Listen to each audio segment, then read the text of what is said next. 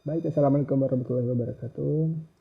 Terima kasih teman-teman sudah mampir di YouTube saya. Kali ini, pada kesempatan ini, saya akan membawakan materi kuliah saya yaitu tentang community development atau pemberdayaan tentang masyarakat.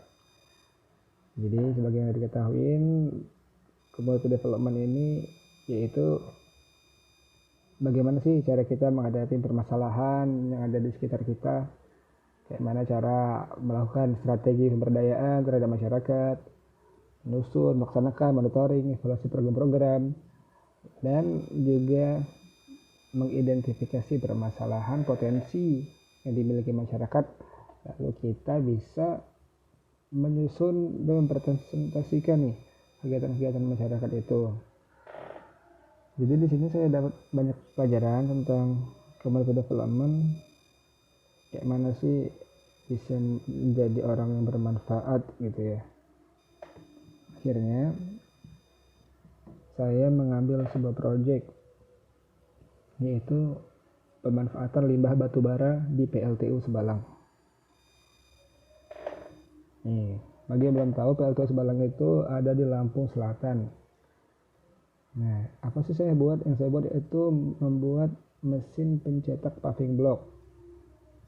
Oke, bagi teman-teman yang belum tahu nih, jadi saya ini adalah mahasiswa Universitas Bandar Lampung dengan program studi teknik mesin kelas corporate.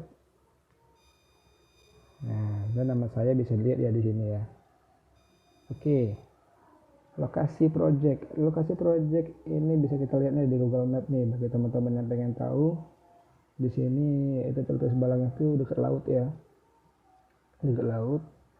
Jadi sentra usaha kami yaitu memanfaatkan limbah batubara PLTU Sebalang dengan membuat mesin pencetak paving block sebagai bidang usaha yang berlokasi di Desa Tarahan, Dusun Sebalang. Kapasitas produksinya yaitu 1000 piece per hari dengan melakukan pengolahan oleh pekerja binaan PLN. Oke, selanjutnya bisa kita lihat nih, yang masih penasaran limbah apa sih yang dibuat, mesin apa sih yang dibuat. Oke, jadi PLTU kami ini seperti PLTU lainnya yaitu memiliki bahan bakar, yaitu bahannya yaitu batu bara sebagai media bahan bakarnya. Dan batu bara itu pasti ada limbahnya ya. Nah, limbah batu bara ini dimanfaatkan agar bisa digunakan menjadi bahan yang efektif. Jadi kami di sini mengambil ide yaitu membuat batu bara ini limbahnya menjadi paving block. Nah, apa yang kami lakukan ini yaitu untuk mengurangi pencemaran lingkungan juga, karena bisa kita ketahui nih, jadi satu hari itu limbah batu bara ini yaitu 150 ton per hari yang ditampung di disposal limbah. Nah, sebagaimana konsep dari community development itu mengajarkan itu tentang kayak mana kita bisa menjaga lingkungan dan juga tetap bisa bermanfaat bagi masyarakat. Lalu kami bekerja sama dengan workshop lokal Kecamatan Katibung untuk melakukan CSR nih.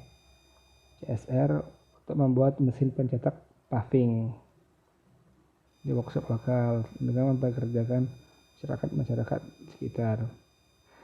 Sudah jadi dan hasilnya pun lumayan ya, menjadi 1000 piece per hari dengan dikelola oleh masyarakat binaan PLN dan dengan status kontrak. Ini bisa kita lihat nih hasil dari paving block yang sudah digunakan yang berbahan dari abu batu bara, limbah batu bara sebagai salah satu medianya. Mengapa kami ambil limbah batu bara ini? Oke, kita lihat nih di SWOT atau SWOT analysis. Jadi di SWOT analysis ini yaitu strength-nya yaitu bahan pembuatan paving ini tersedia gratis. Bagaimana teman-teman lihat tadi ya, kami itu ada 150 ton per hari limbah dan cukup lumayan. Perkiraan kami pemakaian yaitu 30 ton dalam 1 bulan. Jadi memulai pengurangan lah dari sebelum itu tidak termanfaatkan, akhirnya bisa dimanfaatkan dan bisa menghasilkan setelah diperjualbelikan. Lalu bahan pembuatan paving ini banyak tersedianya. Paving dapat digunakan sendiri maupun diperjualbelikan. Ini jadi yang bisa kita angkat ini yaitu bisa digunakan sendiri oleh masyarakat, oleh perusahaan, dan juga bisa diperjualbelikan. Dan hasil penelitian kualitas paving ini dengan campuran abu batu bara ini lebih kuat dari semen biasa. Sebagaimana kita ketahui, banyak sekarang PT-PT semen itu mengambil bekas abu batu bara dari PLTU untuk sebagai campuran komposisi pembuatan semen. Tapi juga pasti butuh ada weakness nih. Weaknessnya yaitu pertama butuh campuran pasir dan abu batu serta semen untuk membuat paving. Ya, salah satu komposisinya yaitu abu batu bara dengan campuran pasir dan abu batu serta semen untuk membuat paving ini. Lalu perlu dilakukan penelitian lebih lanjut untuk limbah karena berbahan B3. Nah, jadi kita ketahui kalau batu bara ini emang bersifat B3 ya teman-teman. Jadi bagi yang belum pernah melakukan analisa ini pasti harus izin dari Dinas Kesehatan dan Dinas Lingkungan. Nah, alhamdulillah untuk di tempat kami ini sudah mendapatkan izin untuk bisa diproduksi. Nah, yang ketiga kan perlu izin Dinas Kesehatan untuk diperjualbelikan. Lalu opportunities yang bisa kita ambil yaitu pertama, dengan tersedianya paving ini tersedia gratis di Strange tadi, maka kita bisa membuat mesin pencetak paving. Nah, lalu bisa juga untuk penambah batas jalan, batako, jadi bukan cuma sekedar paving blok ya teman-teman. Bisa disesuaikan pencetakannya dan menjadikan peluang pekerjaan untuk masyarakat dalam membuat mesin. Jadi mesinnya ini kita ini nggak ada nih jualan online nih mesin paving blok yang langsung jadi, karena kita ini kan campurannya semacam ya biasanya, jadi kita membuat custom. Nah, lalu membuka peluang pekerjaan untuk masyarakat dalam binaan PLN untuk mengoperasikan mesin. Jadi setelah jadi akan dioperasikan oleh masyarakat sekitar. Nah, di sini ada kelemahannya yaitu limbah bersifat B3 sehingga perlu disesuaikan komposisinya. Nah, jadi komposisinya ini harus ada ukuran ya teman-teman. Nah, lalu mesin perlu perawatan berkala. Bagaimana mesin-mesin lainnya, pasti mesin ini punya waktu masa pakai ya. Jadi sedikit-sedikit perlu dilakukan perawatan berkala kecil-kecil seperti perawatan sealing dan hidrolik dan lainnya. Lalu yang ketiga yaitu investasi mesin cukup besar. Ya, menurut saya juga investasi besar, tapi kelanjutannya akan maksimal itu tidak jadi masalah ya, apalagi ini CSR-nya PLN. Jadi emang sudah ada biaya untuk membuat suatu peluang usaha dan peluang untuk melindungi lingkungan juga, sehingga kita investasi besar di awal namun hasil besar di akhir itu sangat efektif menurut saya. Dan mesin ini perlu ruangan untuk mencetak paving karena mesin ini ada bahan motor ya, alatnya ada motor, dan juga jangan sampai campurannya jadi ganggu kalau lagi hujan gitu. Jadi benar perlu ruangan untuk melakukan mesin pencetak paving ini. Jadi kita lihat lagi bagaimana sih jadinya. Nih, jadi mesin ini nanti kita lihat di situ ada mixernya, yang lalu mixer ini dioper atau ditransfer dengan conveyor, lalu masuklah ke mesin pencetak. Ini dioperasikan dengan tenaga hidrolik ya teman-teman. Lalu per hari kapasitas ini bisa mencapai 1000 piece paving block dengan 8 jam kerja. Karena pekerja di sini mulai dari jam 8 sampai jam 4 sore.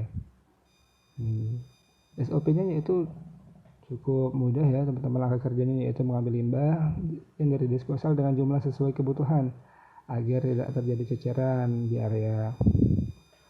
Nih, seperti saya ketahui tadi satu dump truck 1 bulan itu 30 ton. lumayan untuk mengurangi limbah sehingga kita bisa menjaga lingkungan. Lalu mencampur mengaduk limbah batubara dengan mixer. Nah, pemrosesan pembuatan paving ini berjalan secara otomatis ya teman-teman. Hasil campurannya ini telah mungkin dicetak menggunakan mesin cetak hidrolik. Lalu paving blok batako yang basah bisa dilakukan pengeringan alami sehingga siap untuk digunakan. Jadi paving blok kami ini alhamdulillah cukup banyak manfaatnya, terutama sekarang ini masih dipakai secara sendiri ya di lingkungan tempat kerja kami, dan alhamdulillah juga sudah ada yang beli, yaitu di PLN Keramasan. Ya alhamdulillah membeli 2000 piece. Jadi cukup menguntungkan, bukan hanya sekedar memanfaatkan limbah tapi juga bisa menghasilkan. Itu yang saya maksud. Jadi di sini kita harus mempunyai jiwa-jiwa kewirausahaan ya, dengan perjuangan dan mandiri, bekerja sama dengan masyarakat untuk peduli terhadap lingkungan, juga berkontribusi untuk kemajuan peradaban berbangsa dan bernegara ya teman-teman. Nah, dari sinilah kita akhirnya bisa memahami berbagai permasalahan yang dihadapi oleh masyarakat itu, dan dengan konsep berbagai strategi yang kita lakukan akhirnya bisa jadi bermanfaat. Tapi ini juga harus kita selalu monitor dan evaluasi program-program pemberdayaan masyarakat ini secara mandiri, dan juga bisa kita lakukan dengan kelompok atau dengan perusahaan. Jadi pelajaran ini cukup membuat kami jadi melek ya, bagaimana kita harus peduli dengan lingkungan, dengan masyarakat, dan bagaimana kita mengambil peluang dari suatu mungkin yang kita hadapin ini cukup besar nih, limbah 150 ton dalam satu hari itu harus ditampung. Memang disposalnya didesain untuk seumur PLTU ya, tapi alangkah baiknya ini bisa digunakan, apalagi bisa menghasilkan, sehingga tumbuhlah ekonomi masyarakat, dan juga bisa naik juga nama perusahaan. Oke teman-teman, mungkin ini presentasi dari saya, mudah-mudahan bisa bermanfaat bagi teman-teman semua. Mohon maaf apabila ada salah-salah, apabila ada yang ingin ditanyakan silahkan tulis di kolom komentar. Jangan lupa subscribe ya kawan-kawan semua. Oke, saya akhiri. Assalamualaikum warahmatullahi wabarakatuh. Selamat pagi, selamat siang, selamat sore.